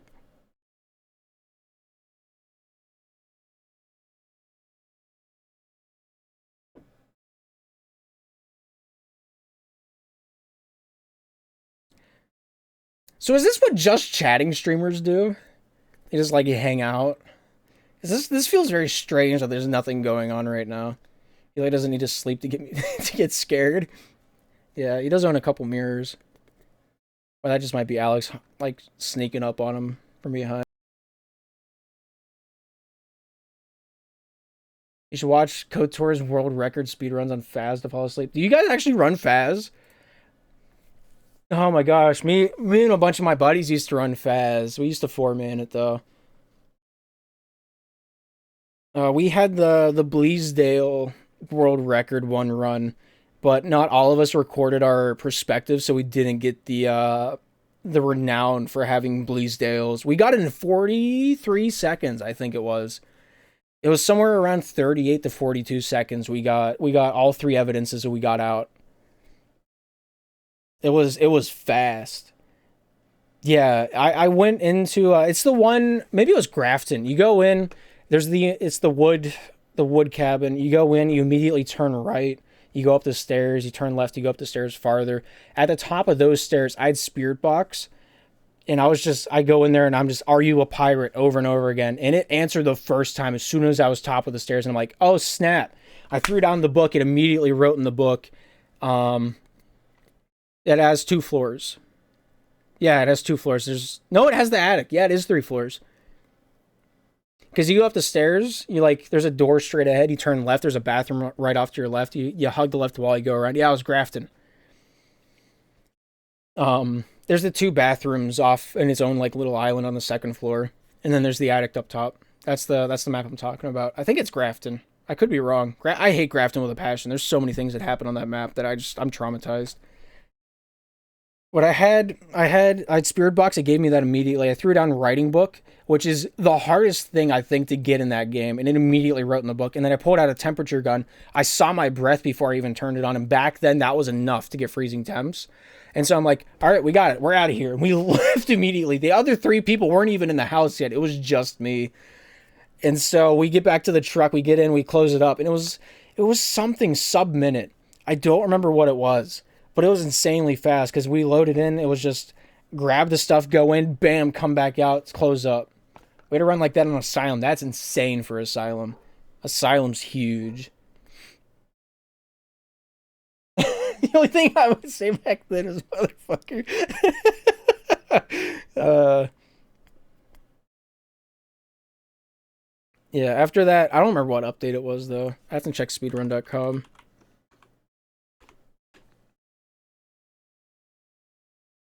Got all the evidence in the lobby before the random could even leave the truck. Yeah. I think later that same session, we went back into Grafton and got a pretty good time.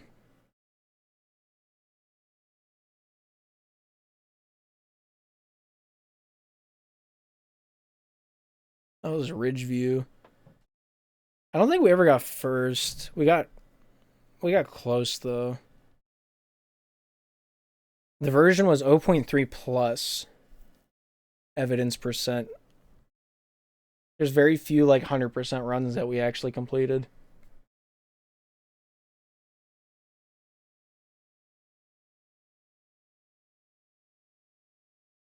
Yeah, fast speedrunning's pretty much dead. I'm a little sad about that, but the game's turning more back into a game than it is a speed game, and I'm okay with that because that's what fast should be. It should be something that you get to role play as a Ghostbuster, not something that you go in and you're like, I'm speed. Give us a sign, give us a sign, give us a sign. It's an atmospheric game. I really like their what's it, volumetric lighting. The past few updates they've done really well with that over the last year. Yeah, I ran with Orange for a while. Me and Orange, we be balling. Yeah, all the good runs that we had, we just didn't have. We either weren't recording, or somebody's footage got corrupted, or only one of us was recording, and that's the person that didn't have any of the evidence on their screen.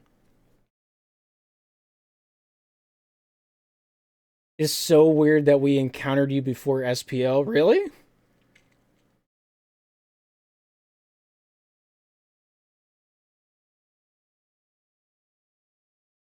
Oh yeah, it's way more luck based now than it was then.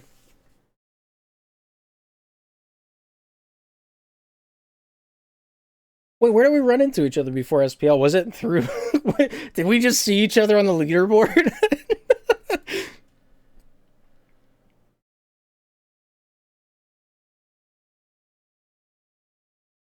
Through Fez? Oh my gosh, really?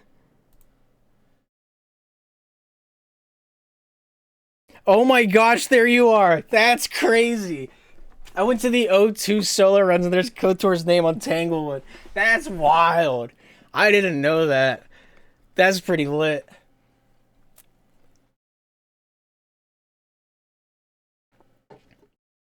Yeah, we probably rejected your run. There's a real solid possibility that that's the case.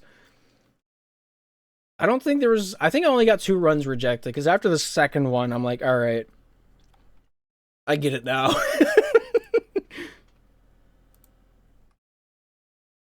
Does it show rejected? No. Yeah, you can go look at my Mario run. It's pretty neat. Top 1,070 star, no big deal. It's been a year since oh my gosh, it's been 3 years since I ran Lego Star Wars. That's wild. I might get back into that game. I don't have time. Uh man. There's so much new tech in Lego Star Wars. It's not worth me getting back into. Where do you guys mods on the Faz community? They don't show it on the left anymore. This website's changed at the bottom. Used to? Yeah. Yeah, I wonder how often the moderator hands change with games like that. Because the for like not Ocarina of Time, not Majora's Mask. I said the name earlier. Lego Star Wars Complete Saga. We've had the same like 4 or 5 mods for the last 5, 6 years. Like we Super and E Roadhouse have been the guys for Lego Star Wars The Complete Saga for the longest time. Same thing with Zach. Like those three guys have been around for a while. I think Zach got world record a couple months ago, if I remember right.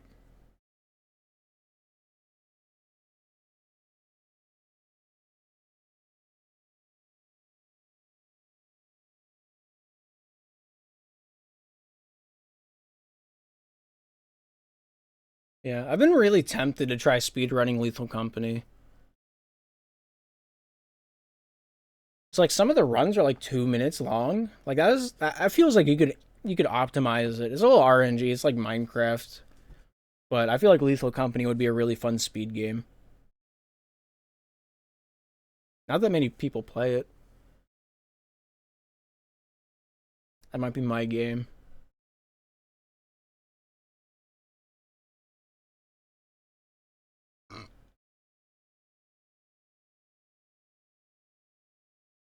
Yeah. All right. It's 10:30. I think I'm gonna work. I have a few things that I need to finish on the spreadsheet for signups to go out. I want to forget how to play fast so I can enjoy it again, dude. Same.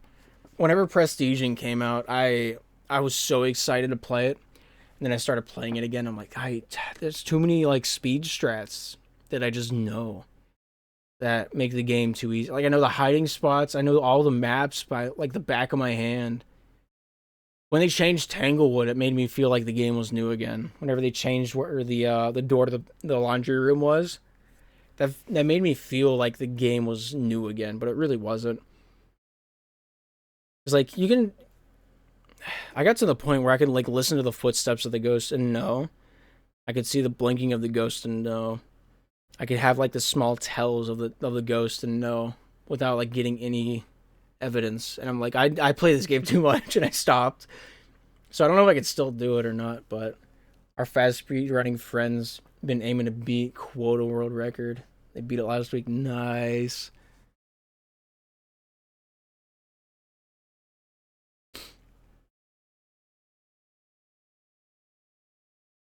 Yeah, for lethal.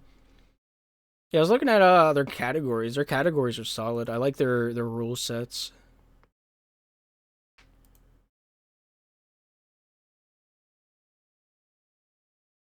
Ugh. Been real tempted to start grinding it out. It's like one quota runs. That's so easy to do. Q Pugs Darth. I would rather not.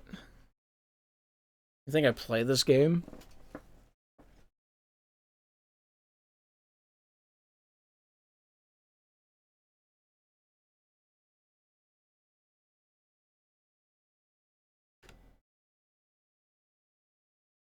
Yeah, I'm gonna finish up my spreadsheet work and then make sure that the Google form works for tomorrow. Because I think I have it segmented right where you can pick stuff. Face Kyler Bay and Bangold. I would rather shoot myself. That sounds like an awful time. You know I'm like gold, right? I've had the game open for a little over 1,000 hours, and I've played just barely 1,000 games in the last 3 years.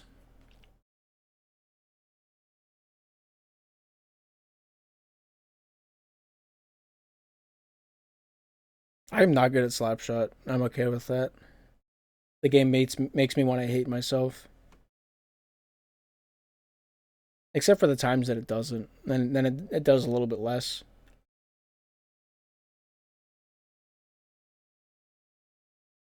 Alright, I'm ready to go to bed. I'm gonna go find some food. I'm gonna go lay down. I'm gonna let everything else become a tomorrow problem. It's for the best to not play the game. Yeah, it really is. It's like having a job. You gotta have that work life balance where you keep your sanity by not playing the game. But you gotta keep your skills sharpened to be good at the game and stuff like that. Yeah, I'm going to bed. Thanks for hanging out. Thanks for the subs. Thanks for the follows. You guys are pretty cool. I think Nair and Eli sub. Nair for 2 months. Eli for a year on my alt account. You guys are weird, but I appreciate it. You guys are fueling my addiction. I don't have an addiction. I just felt like saying that. Anyway, hope you guys have a great night. I'm gonna go to bed, eat some food, hopefully not die. See you guys on the flip side. Eli, I'm not gonna say that. I don't know what that means. It is Friday though.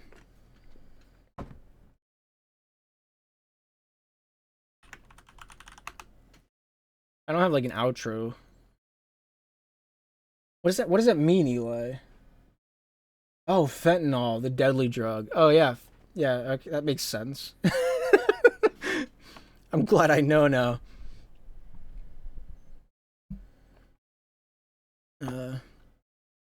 Do I have an outro? I don't even remember. We do Fent Friday. We do Fent on Fridays. I don't, but you know, more power to you. It's good for the rug. He said it. Yeah. What are you gonna do about it? Huh? That's what I thought. GG, good night. Alright, good night, Eli. Good night, everybody. I'm going